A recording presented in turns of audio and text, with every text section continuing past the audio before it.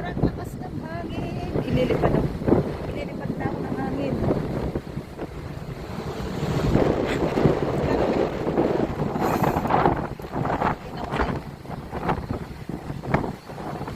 Gas. Pauwi na ako.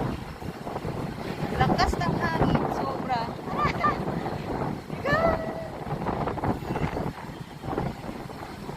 Punta na ako na sa Dayan ng UP Express. Pero baka walang pila, pero mag-aantay ng passenger para mapuno kasi hindi siya aalis kapag hindi puno. Siyempre nga naman, sayang yung gasolina, so kailangan puno. So ito yung sitwasyon namin dito. Ako lang pala. So ito yung sitwasyon.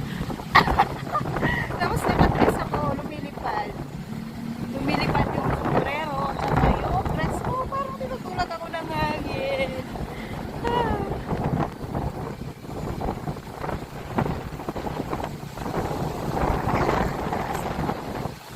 Ate, ate, okay na po kayo?